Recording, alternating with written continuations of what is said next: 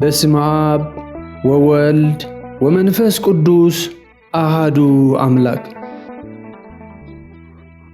እዛ ቅድስቲ አደ እዚኣ ካብ ክርስቲያን ስድራ ቤት ዝተወልደት ኮይና ሃገራ ድማ ኣብ እስክንድርያ እዩ።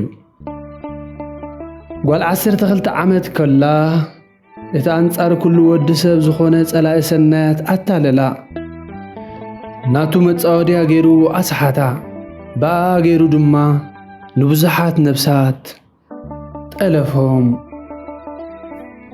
ንሱ ሰይጣን ኣመንዝራነት ከም እትፈቱ ገበራ ንነፍሲ ቀታሊታ ዝኾነት ሓጢኣት ብምፍቃራ ብዘይዋጋ ስጋኣ ንዝሙት ክሳብ እትህብ ኮነት። በዚ ርኹስ ተግባራት እዚ ክሳብ 27 ዓመት ትነብር ነበረት። በብዕለቱ ፍቕሪ ሓጢኣት ኣብ ልዕሊኣ ይውስኽ ነበረ።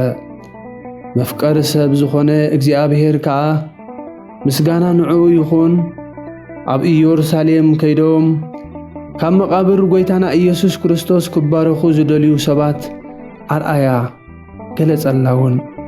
ምስኦም ንኽትከይድ ከዓ ልባ ደፋፍኣ እሞ ኣብ መርከብ ተሳፈረት።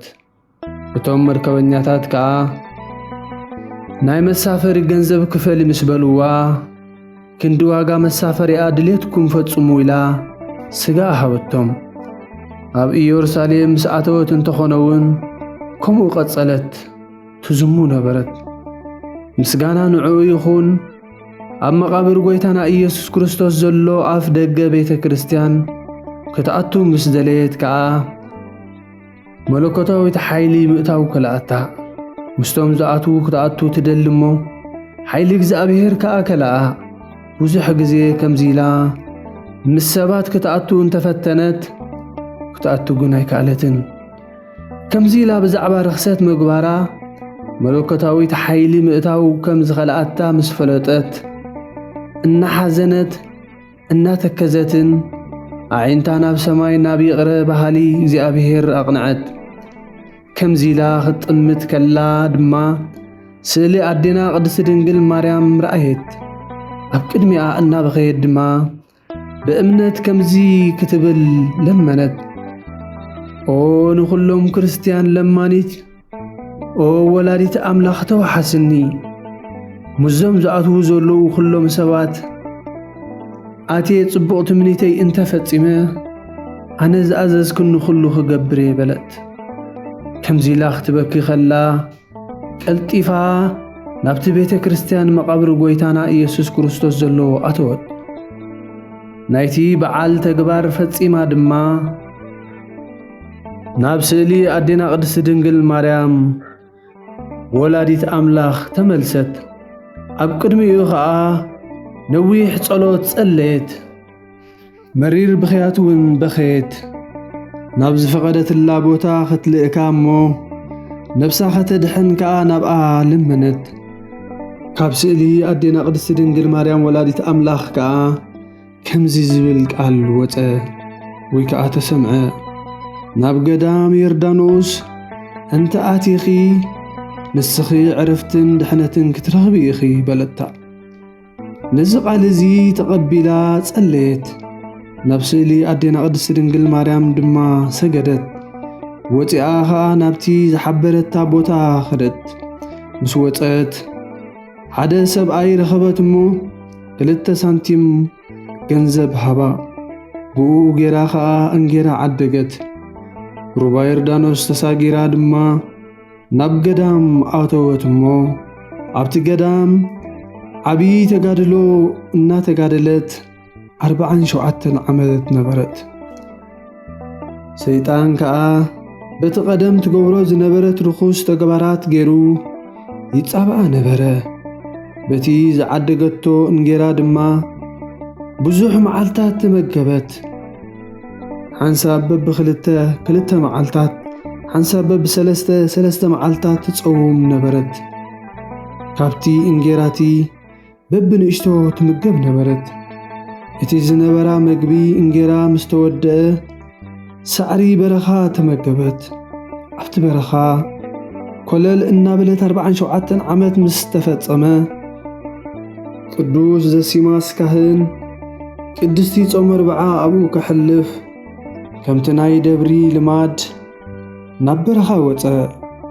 ናይቲ ደብሪ መነኮሳት ብዓብይ ጾም ኣርብዓ ኣብ ዓመት ናብ በረኻ ወፂኦም ጾም ኣርብዓ ክሳብ ዝፍጸም ብሱባኤ ተጸሚዶም ንኽጋደሉ ልማድ ነበሮም።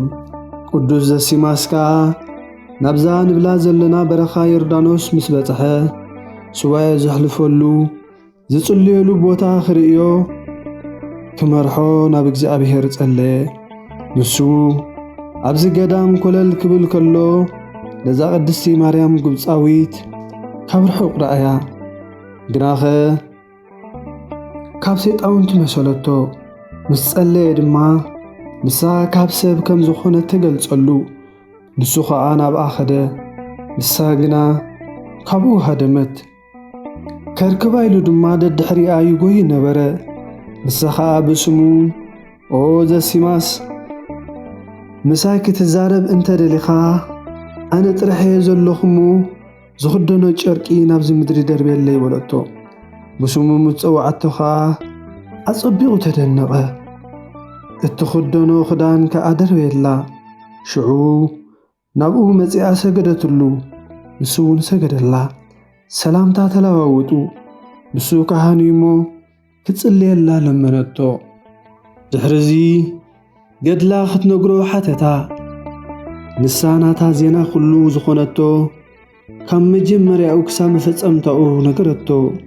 ኣዘንተወትሉ ብኻልእ ዓመት ናብኣ ክምለስ እሞ ንዑ ምስጋና ይኹን ናይ ጎይታና ኢየሱስ ክርስቶስ ቅዱስ ስጉኡን ክቡር ደሙን ምስኡ ሒዝላ ክመጽእ ከዓ ለመነቶ። ንሱ ከዓ ሓራ ይብላ። ዓመት ምስ ገበረ ከዓ ቅዱስ ስጉኡን ደሙን ኣብ ጽዋእ ገይሩ ፍረ በለስን ተምርን ብማይ ዝተርከሰ ብርስንን ተማሊኡ ናብ ገምገም ባሕሪ ዮርዳኖስ መጸ። ነታ ቅድስቲ ድማ ናብ ሩባ ዮርዳኖስ ክትመጽእ ከላ ካብ ርሑቕ ረኣያ። ናብኡ ምስ በጽሐት ከዓ ሰላምታ ተለዋወጡ፣ ጸለዩ ድማ። ቅዱስ ስጉኡን ክቡር ደሙን ከዓ ኣቕረባ። ድሕሪኡ ከዓ ተምሪ በለስን ብርስንን ቀሪቡ ካብኡ ሰድበላ። ካብቲ ብርስን ንበረኸት ኢላ ወሰደት። ድሕሪኡ ከዓ ንዝመጽእ ዓመት ክምለሳ ለመነቶ። ንሱ እውን ሓራ ኢልዋ ናብ ቦትኡ ተመልሰ።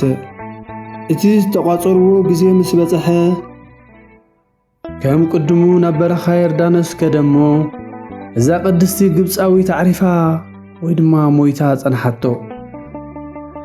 ኣብ ልዕሊ ርእሳ ከዓ ነዛ ድኻ ማርያም ግብፃዊት ኣብ መሬት ቀበራ። ካብኡ እያ ከዓ ተፈጢራ ዝብል ዝተጻሕፎ መጽሓፍ ረኸበ። በዚ መጽሓፍ ከዓ ተደነቐ። ኣብ ኣገራ ድማ ዝሕልዋ ኣንበሳ ረአየ። ብልቡ ከዓ ብምንታይ ገይረ ደኣ መቓብር ክኹዕት እየ ኢሉ ሓሰበ እሞ እቲ ኣንበሳ ከዓ ጉድጓድ ኳዓተሉ። ቅዱስ ዘሲማስ ከዓ ኣብ ልዕሊኣ ጸልዩ ቀበራ። ናብ ደብሩ ተመሊሱ ከዓ ነቶም መነኮሳት ናይዛ ቅድስቲ ግብፃዊት ገድላ ከምቲ ዝነገረቶ ካብ መጀመሪኡ ክሳብ መፈጸምትኡ ኣዘንተወሎም። ንሳቶም ከዓ ጸቢቖም ተደነቑ። ንልዑልን ምስጉኑን እግዚኣብሔር ከዓ ኣመስግንዎ። ኩሉ መዋዕል ሕይወታ 85 ዓመት ኮነ። እግዚኣብሔር ብጸሎታ ይመሓረና ዘለዓለመ ዓለም ኣሜን። ሰላም ለማርያም ህየንተ ረከባ ምዳቤ አንበሳ ዘኮነ በደና ስጋሃ ዓቃቤ ቀበራ ዘሲማስ በዓጽፉ እስመ አልባቲ ግልባቤ ረኪቦ መልእልተ ርእሳ መጽሐፈ ነባቤ ለማርያም ግብፃዊት ቀበራ ዘይቤ ሰላም ንማርያም ክንዲ ዝረኸባ ሽግር መንዳቤ አንበሳ ዝኾነ በድኒ ስጋኣ ሓላዊ ዓቃቤ ዘሲማስ ቀበራ ብኽዳኑ ስለዘይብላ ግልባቤ ኣብ ልዕሊ ርእሳ ረኺቡ መጽሓፍ ንባቤ ንማርያም ግብፃዊት ቀበራ ዝብል ዘይቤ